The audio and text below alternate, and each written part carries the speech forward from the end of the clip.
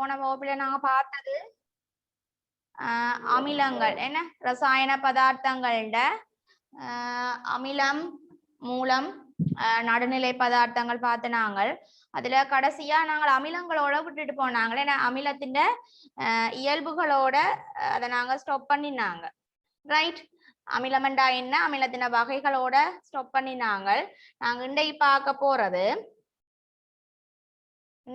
பார்க்க போறது வந்து காரங்கள் காரமண்டா என்னன்னு பார்க்க போறோம் ரைட்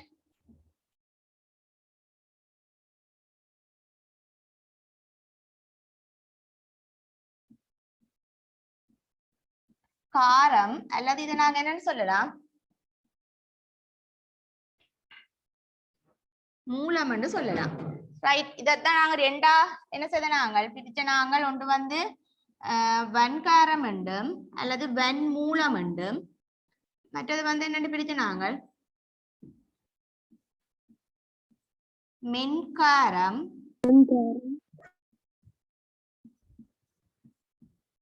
அல்லது மென் மூலம் என்று பிரிச்ச நாங்கள் ரைட் நாங்கள் அமிலமண்டா என்னன்னு பார்த்தது நீர்க்கரசல் நிலையில அயனாக்கம் அடைந்து முட்டாக என்ன அயனை விடணும் H+ அயனை விட்டா அதை நாங்க என்னன்னு சொன்னாங்க அமிலம் என்று சொன்னாங்க ரைட் அதுலயும் வெண் அமிலமண்டா முட்டாக H+ என்ன செய்யணும் விடுவிக்க வேணும் இதே மென் அமிலமண்டா என்னன்னு சொன்னாங்க இந்த H+ பகுதி அளவில் அதுல ஒரு சொல்லு மட்டும்தான் மாறும் பகுதி அளவில விடுவிக்க கூடியதான் நாங்க என்னன்னு சொன்னாங்க மென் அமிலம் என்று சொன்னாங்க ரைட் இப்ப நீங்கள் தலையங்கம் காரம் அல்லது மூலம் என்று போடுங்க காரம் அல்லது மூலம் ரைட் அதுக்குள்ள ஒரு நோட் எழுதுங்க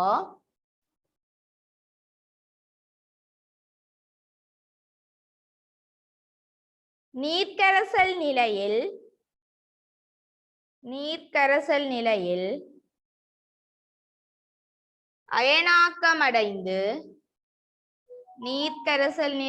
அயனாக்கமடைந்து OH இதுல எழுதுறேன்னு பாருங்க OH மைனஸ் அயனை OH மைனஸ் அயனை விடுவிக்கக்கூடிய ஆற்றல் உள்ளவை காரப்பதார்த்தம் எனப்படும்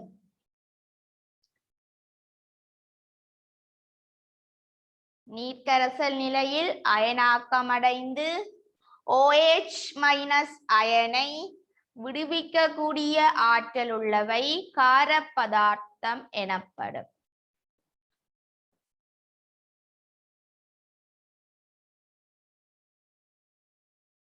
ரைட்டா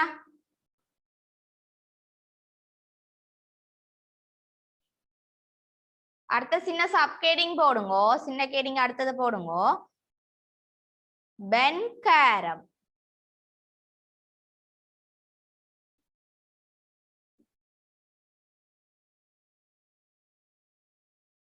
வெண்காரம்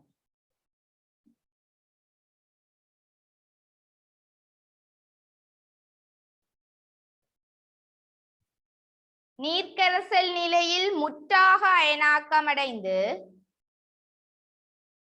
OH மைனஸை விடுவிக்கக்கூடிய ஆற்றல் உள்ளவை வெண்காரம் எனப்படும் நீர்க்கரசல் நிலையில் முற்றாக அயனாக்கமடைந்து OH மைனஸ் அயனை விடுவிக்கக்கூடிய ஆற்றல் உள்ளவை வெண்காரம் எனப்படும் ரைட் അതിന്റെ அயனாக்க சமன்பாடு எழுதுறேன் கவனிங்கோ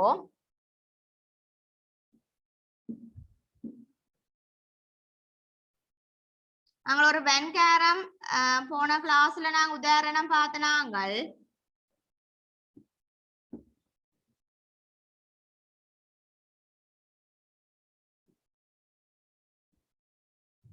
என்ன உதாரணம் பார்த்தனாங்கள் போன கிளாஸ்ல ரைட். இவர் என்ன சேர்வை சொல்லுங்க பாப்போம். NaOH sodium hydroxide. ரைட். இது நான் பௌதீக நிலை aqueous ன்னு போடுவாம். நீர்க்கரசல் நிலையில அயனாக்கம் அடைந்து அம்புக்குறி 2 அயனை உருவாக்க போகுது. இந்த சேர்வையில எங்களுக்கு தெரியும் 2 அயன்கள் இருக்கு. ரைட். ஒன்று வந்து இந்த சோடியம் என்ற ஒரு அயன், மற்றது இதுல இருக்கிற OH மைனஸ் என்ற ஒரு அயன். இந்த 2 அயனும் சேர்ந்துதான் இதுல இந்த NaOH என்ற ஒரு சேர்வை வந்து என்ன செய்திருக்கு, உருவாகி இருக்கு. இது அங்கால அயனாக்கம் அடைஞ்சு என்னவா வரப்போகுதுண்டா, அதுல இருக்கிற sodium plus iron Na plus iron அது வந்து பௌதீக நிலை aqueous நிலையில இருக்கு. என்ன சாக அடுத்த அயன் என்ன வரப்போகுது சொல்லுங்க பாப்போம். இதுல இருக்கிற அந்த OH மைனஸ் வரப்போகுது. இங்கால OH மைனஸ் என்ன நிலையில இருக்கும், பௌதீக நிலை aqueousல இருக்கு. ரைட். இதுதான் உங்களோட என்னத்தின் சோடியம் ஹைட்ராக்சைடு, அது ஒரு வெண்காரம், அதிண்ட அயனாக்க நிலை. இதுல கட்டாயமாக நாங்கள் பௌதீக நிலை போட வேணும். இது பௌதீக நிலை சொல்லுங்க பாப்போம். நான் கீழே அந்த aqueous கொடுத்திருக்கிறேன், aqueous கொடுத்திருக்கிறேன். இதுகள் தான் இந்த இதுகள்ட என்னன்னு சொல்லுவான், பௌதீக நிலை என்று சொல்லுவான். ரைட். கட்டாயமா ஒரு சமன்பாடு இருந்தால் இந்த சமன்பாடுல அந்த ரசாயன பதார்த்தத்தின் பௌதீக நிலைகள் வந்து குறிப்பிடப்பட வேணும். ரைட். இந்த சமன்பாடு எழுதுங்கோ. இந்த நான் கீழே போட்டிருக்கிற கோடுகள் அதுகள் நீங்கள் போட தேவையில்லை.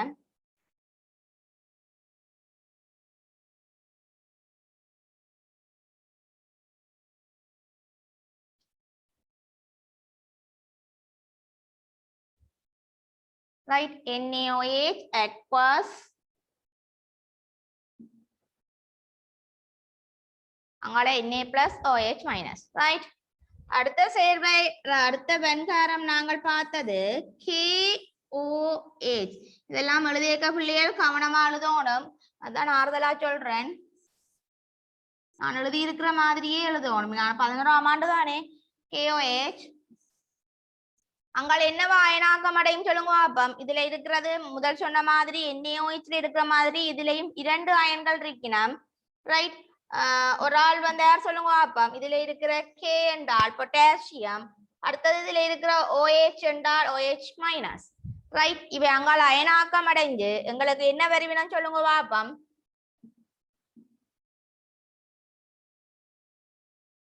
K பிளஸ் என்ன பௌதீக நிலை aqueous சக அங்கால என்ன வரும், OH மைனஸ் என்ன நிலையில இருக்கும், பௌதீக நிலை aqueous. ஓகே. இது வந்து நீங்க பார்த்த இரண்டாவது வெண்காரம் KOH, K பிளஸ் அங்கால OH மைனஸா வரும். ரைட்.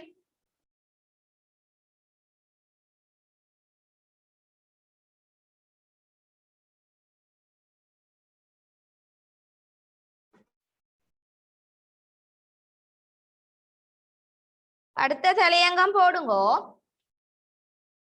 மென்காரம் எழுதியாச்சு தானே பிள்ளைகள். அடுத்தது மென்காரம்.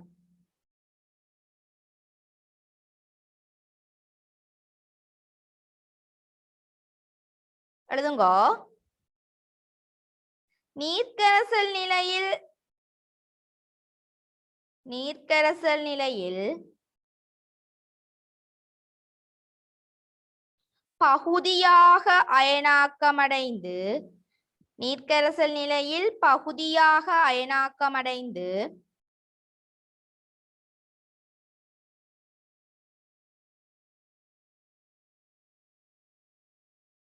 OH minus அயனை விடுவிக்கக்கூடிய ஆற்றலுள்ளவை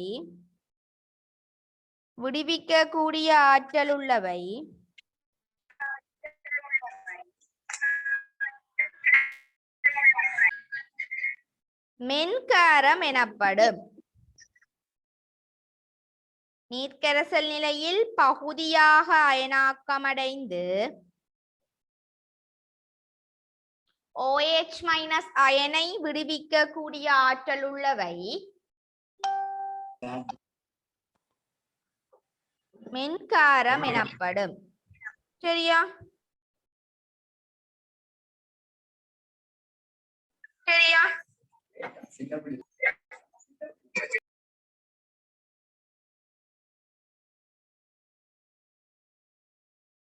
right. இனி நாங்கள் பார்க்க போறது மென்காரத்துக்குரிய சமன்பாடு. மென்காரம் எப்படி வந்து நாங்கள் அயனாக்கம் அடையும் என்றதுக்குரிய சமன்பாடு தான் நாங்க இப்ப என்ன செய்ய போறோம், இனி பார்க்க போறோம். ரைட்.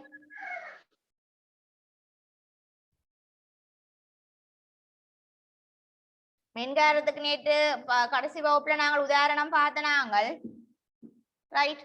என்ன உதாரணம் பார்த்த நாங்கள் அமோனியா நீர்க்கரைசல்னு சொல்லுவோம், அல்லது நாங்கள் அதை என்னன்னு சொல்லுவோம் அமோனியம் ஹைட்ரோக்சைடுன்னு சொல்லுவோம். NH4OH. ரைட்.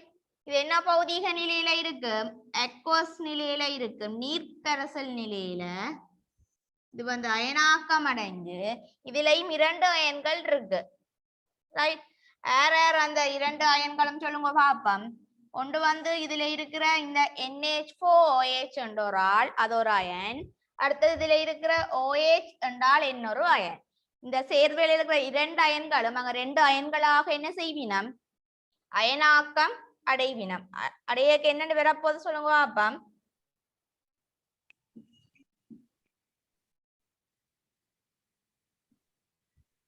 NH4 plus என்ன பௌதீக நிலை? aqueous, aqueous சக என்னண்டு வரும்? OH மைனஸ் என்ன பௌதீக நிலை? aqueous. ரைட். உங்களுக்கு மென்காரம் உங்களோட சிலபஸ்ல ஒன்றுதான் உதாரணம். NH4OH aqueous அயனாக்கம் அடைஞ்சு NH4 plus aqueous அங்கால சக OH minus aqueous. இந்த ஈக்குவேஷன் எழுதி கொள்ளுங்க.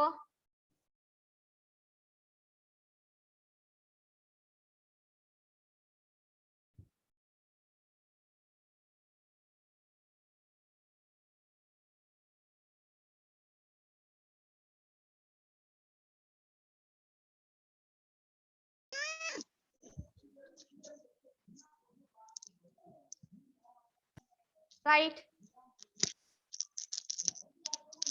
அடுத்த தலையங்கம் போடுங்க. மூலங்களின் இயல்புகள்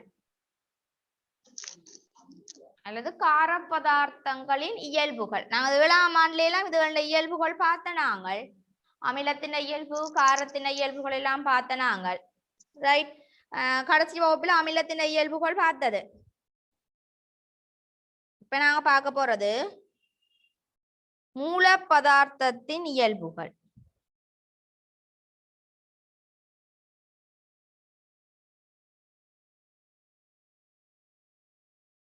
ஒன்று வந்து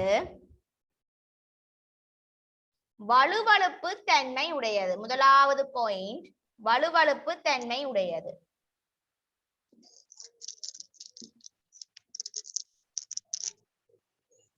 முதலாவது பாயிண்ட் வந்து வலுவழுப்பு தன்மை உடையது.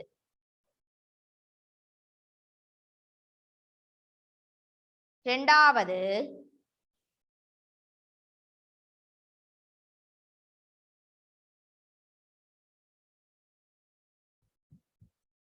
அமிலமும் மூலமும் தாக்கமடைந்து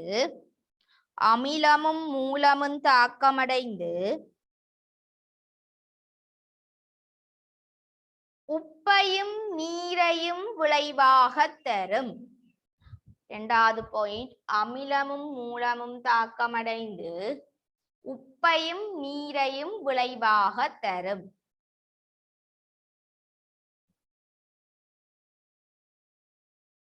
ரைட். இப்ப நான் சொன்ன 2வது பாயிண்ட்ஸுக்குரிய ஒரு சமன்பாடு எழுத போறோம்.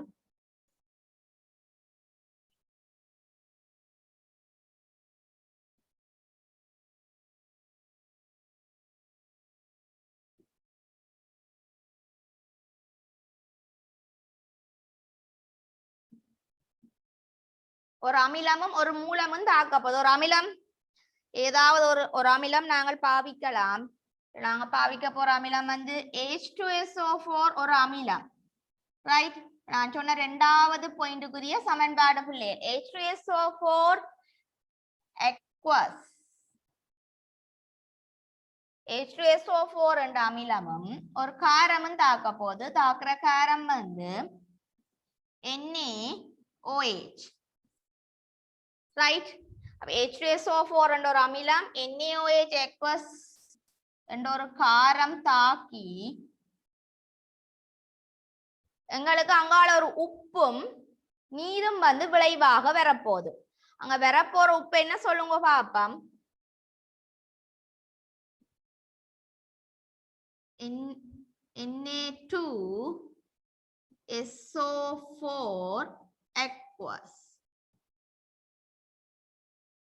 Na2SO4 என்ற aqueous இதோட சேர்த்து அங்கால என்ன விளைவாக வரப்போகுது. இதுக்கு பக்கத்துல எழுதணும் பிளஸ் பண்ணி என்ன வரப்போகுது H2O என்னவா இருக்கு லிக்விட்டா இருக்கு பௌதீக நிலை.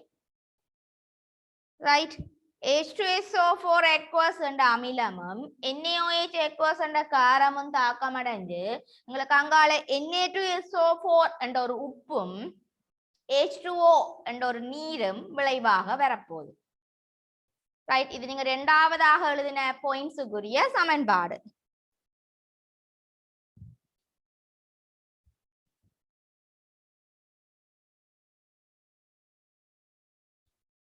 ரைட், அடுத்த தலையங்கம் போடுங்கோ. கார பதார்த்தங்கள் பயன்படும் சந்தர்ப்பங்கள். கார பதார்த்தங்கள் பயன்படும் சந்தர்ப்பங்கள்.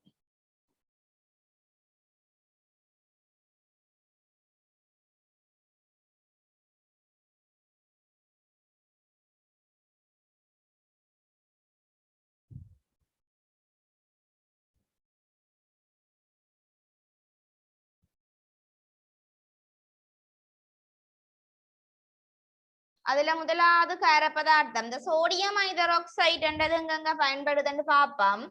ரைட், நாங்க பார்க்க போற முதலாவது ஸ்டார் பண்ணி போட்டு முதலாவது கார பதார்த்தம் NaOH சோடியம் ஹைட்ராக்சைடு எங்கெங்க பயன்பட போகுதுன்னு பார்ப்போம். ரைட், சோடியம் ஹைட்ராக்சைடு என்ற கார பதார்த்தம் பயன்படுற சந்தர்ப்பம். முதலாவது சந்தர்ப்பம்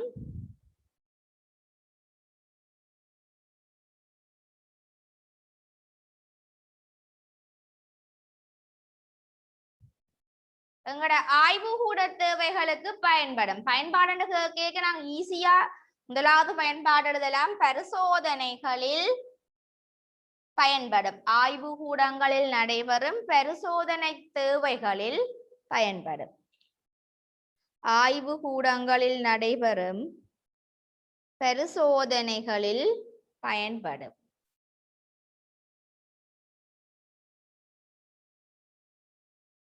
ரைட், இரண்டாவது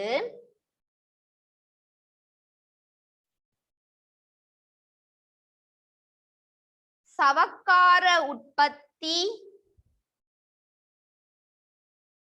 கடதாசி மருந்து பொருட்கள் உற்பத்திகளில் பயன்படும். சவக்கார உற்பத்தி கடதாசி மற்றும் மருந்து பொருட்களின் உற்பத்திகளில் பயன்படும்.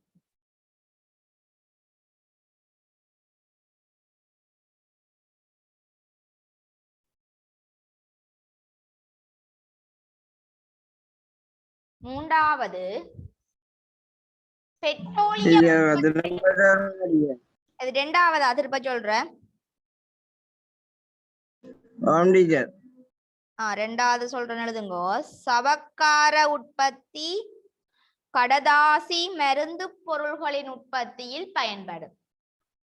சவக்கார உற்பத்தி கடதாசி மருந்து பொருள்களின் உற்பத்தியில் பயன்படும்.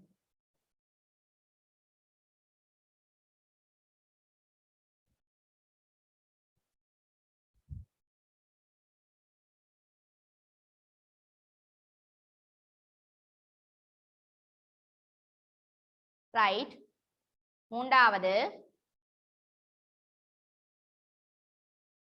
பெட்ரோலிய உற்பத்தி பொருள்களை தூய்மையாக்குவதற்கு பயன்படும். பெட்ரோலிய உற்பத்தி பொருள்களை தூய்மையாக்குவதற்கு பயன்படும். சரியா? 3 பாயிண்ட்ஸும் சொல்லியாச்சு. பெட்ரோலிய உற்பத்தி பொருள்களை தூய்மையாக்குவதற்கு பயன்படும்.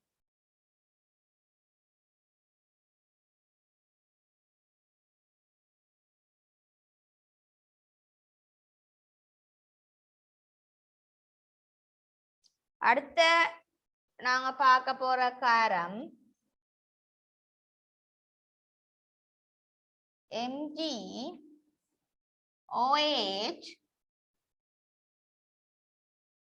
twice.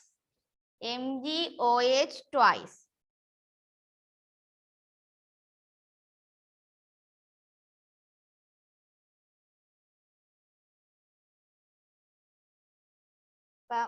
மூல பதார்த்தங்கள் பயன்படுற சந்தர்ப்பத்திலே NaOH பார்த்தனாங்க. இப்ப நாங்க பார்க்க போற ரெண்டாவது வந்து MgOH twice. நீங்க கீழே எழுதுங்க, அங்க பக்கத்துல இடம் இருக்காது.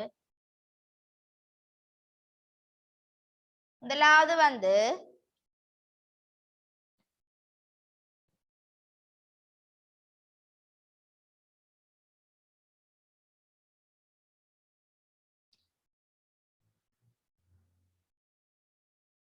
இரைப்பையின் அமிலத்தன்மையை கட்டுப்படுத்துவதற்கு அமில எதிரியாக பயன்படும். இரைப்பையின் அமிலத்தன்மையை கட்டுப்படுத்துவதற்கு அமில எதிரியாக பயன்படும். இரைப்பையின் அமிலத்தன்மையை கட்டுப்படுத்துவதற்கு அமில எதிரியாக பயன்படும்.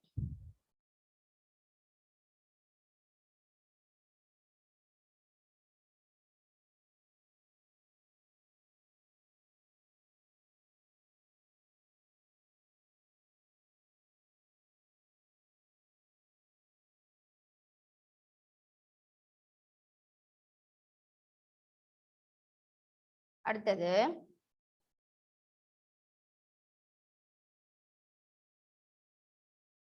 சீனி கைத்தொழிலில் வெள்ளப்பாகினை சுத்திகரிப்பதற்கு பயன்படும். இரண்டாவது சீனி கைத்தொழிலில் வெள்ளப்பாகினை சுத்திகரிப்பதற்கு பயன்படும்.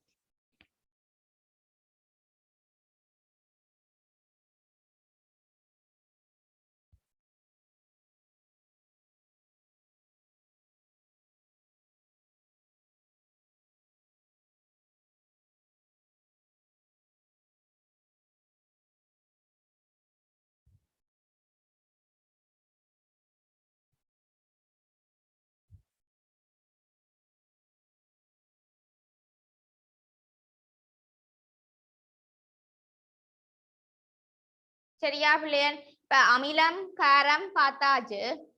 நாங்க இனி பார்க்க போறது அடுத்த தலையங்கம் போடுங்க. உப்பு.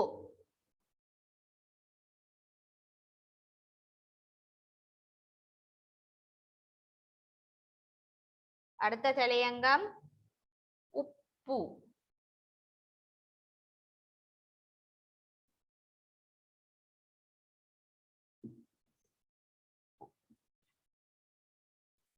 ரைட். உப்பு என்னென்று உருவாக்கப்படும் சொல்லுங்க. அப்ப அமில பதார்த்தம் உண்டும் கார பதார்த்தம் உண்டும் தாக்கம் அடைவதன் மூலம் என்ன உருவாக்கப்படும்? உப்பு வந்து உருவாக்கப்படும். ரைட். அமில பதார்த்தம் உண்டும் கார பதார்த்தம் உண்டும் தாக்கம் அடைவதன் மூலம் என்ன உருவாக்கப்படும்? உப்பு உருவாக்கப்படும். எழுதுங்கோ.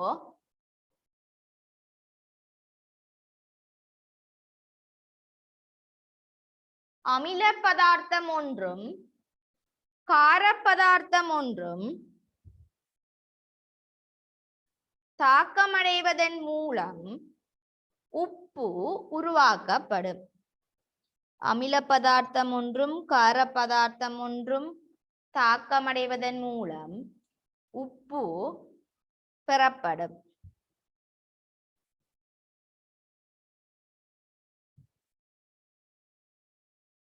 டீச்சர் திருப்பி என்ன சொல்லுங்க. ஓகே. அமில பதார்த்தம் ஒன்றும் கார பதார்த்தம் ஒன்றும் தாக்கமடைவதன் மூலம் உப்பு பெறப்படும்.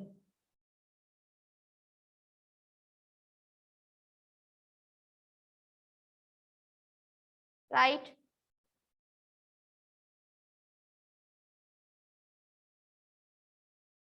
அடுத்ததா எழுதுங்கோ. அடுத்த பாயிண்ட், இது அமிலமும் காரமும் தாக்கி வாரபடியா இந்த பதார்த்தம் எப்படிப்பட்ட இயல்பை கொண்டிருக்கும்டா ஒரு நடுநிலையான பதார்த்தமாக இருக்கும். அமில இயல்பையோ கார இயல்பையோ என்ன செய்யாது, காட்டாது. ரைட். ரெண்டாவது பாயிண்ட் எழுதுங்கோ.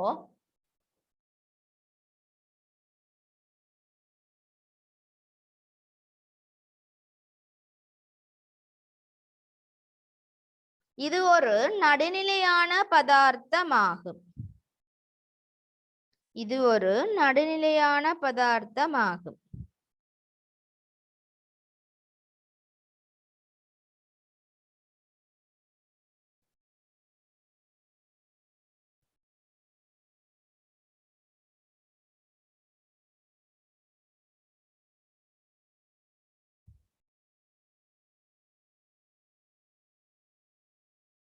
ரைட்.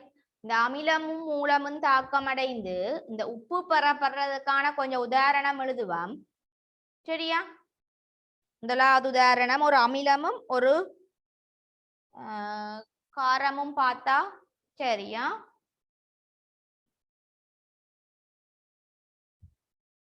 முதலாவது உதாரணம், ஒரு காரம் போட போறோம். NaOH aqueous ஒரு காரம். ரைட். ஒரு அமிலம் போட போறோம். சக HCl aqueous. அம்புக்குறி. அங்கால என்ன விளைவாக வரப்போகுதுண்டா NaCl aqueous சக நீரும் விளைவாக வரப்போகுது. H2O அது பௌதீக நிலை லிக்விட்டா இருக்கு. சரியா? H2O லிக்விட்டா இருக்கு. NaOH aqueous சக HCl aqueous அம்புக்குறி NaCl aqueous சக H2O liquid L. சரியா? அடுத்த உதாரணம்,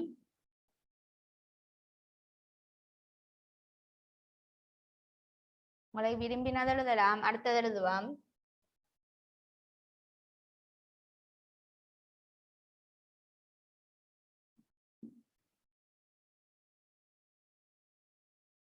MgOH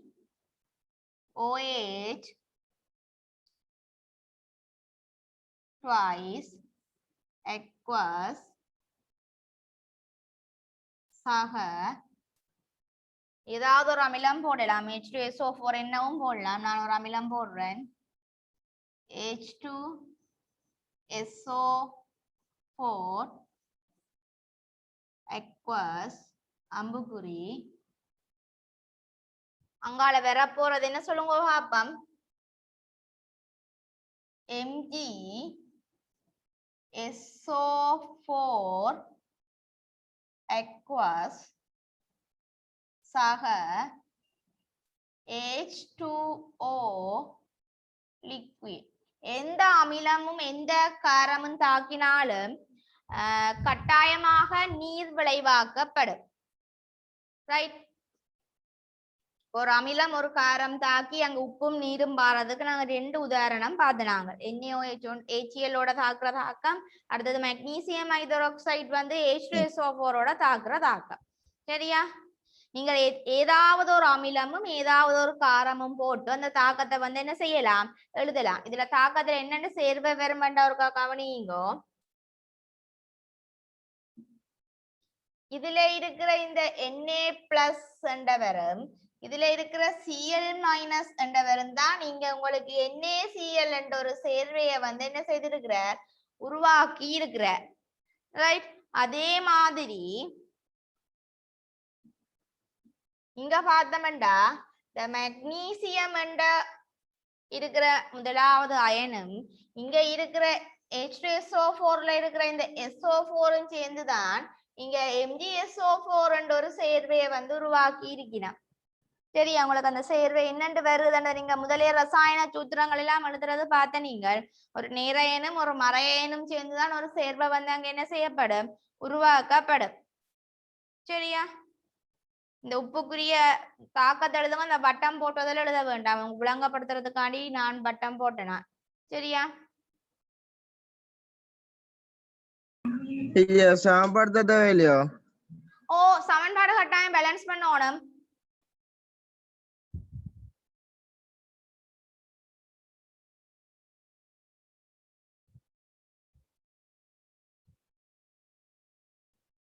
அங்க நீருக்கு 2 போட்டா சரி.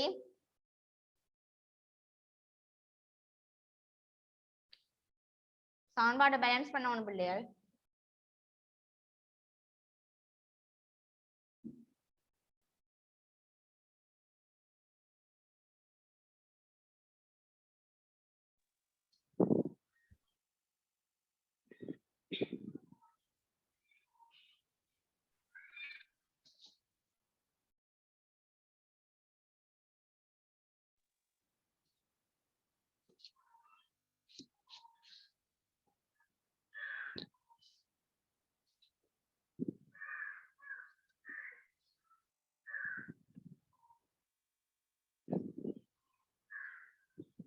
இதுக்கு தேவையில்லை தானே, முதலாவது தேவையில்லை. NaOH சமன்பாடு பேலன்ஸா இருக்கு.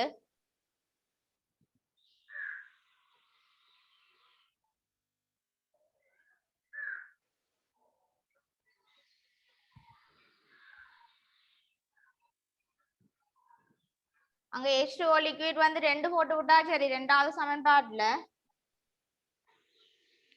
MgOH twice சக H2SO4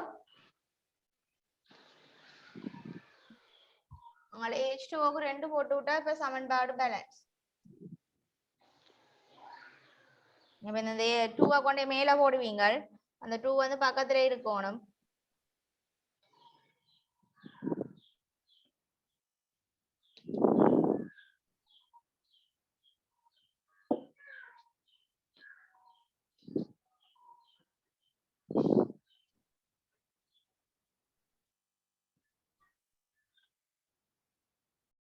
இப்ப சரிதானே, சமன்பாடு பேலன்ஸ் தானே. மெக்னீசியம் ஒன்று இருக்கு, ஆக்சிஜன் 4 6 அங்காலையும் 4 மாதிரி. சரி, சமன்பாடு பேலன்ஸா. சமன்பாடு வந்து சமப்படுத்தி இருக்க வேணும். முதலாவது சமன்பாடுக்கு தேவையில்லை, எல்லாமே சரியா இருக்கு. ரெண்டாவது சமன்பாட்டுல உங்களுக்கு ஆக்சிஜன் சமப்படுத்துறதுக்காண்டி H2Oக்கு முன்னால 2 போட்டிருக்கிறேன். சரியா?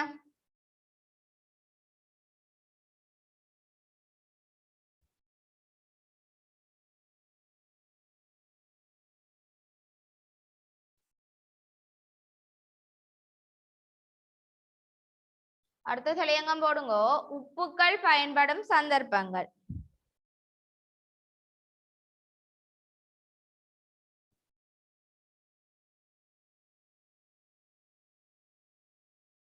இந்த நாங்க ஜீவனிக்கரசல் தெரியுமா? ஜீவனிக்கரசல் இந்த வயிற்றோட்டம் போன்ற அந்த உடல்ல இருந்து அதிக அளவு நீரிழப்பு ஏற்படுற சந்தர்ப்பத்துல அந்த வழங்கப்படுறதுதான் ஜீவனிக்கரசல். அதுல இருக்கிற ரசாயன பதார்த்தம் வந்து சோடியம் குளோரைட் என்ற உப்பு தான் அதுல இருக்கிற ரசாயன பதார்த்தம். சரியா? அப்ப ஜீவனிக்கரசல்ல இருக்கிற ரசாயன பதார்த்தம் வந்து சோடியம் குளோரைட் என்ற என்னது, உப்பு. ரைட். அந்த பயன்படுற சந்தர்ப்பங்கள் அதுல தாக்கம் எல்லாம் எழுதியாச்சு தானே. உங்களுக்கு 2 தாக்கம் உங்களுக்கு உதாரணத்துக்கு தந்து கிடக்கு.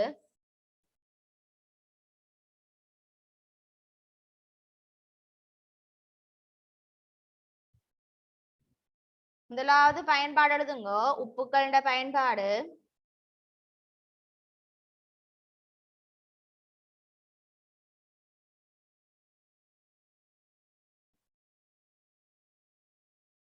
ஜீவனி கரைசலில் காணப்படும்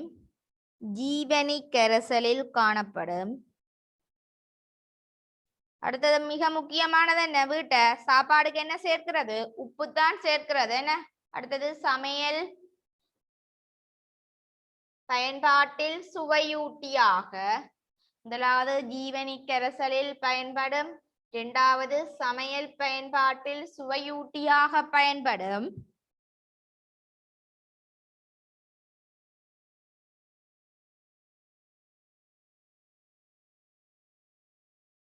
அடுத்தது என்னது? இந்த கருவாடு வத்தல் எல்லாம் போடையக்கு என்ன செய்யறவ? உப்பிட்டுத்தான் அதை வந்து என்ன செய்யறவ? உலர்த்தி பாதுகாக்கிறவ என்ன? அப்ப உணவை வந்து நுண்ணங்கிகளிடம் இருந்து என்ன செய்யறதுக்காண்டி? பாதுகாக்கிறதுக்காண்டி இந்த உப்பு பயன்படும்.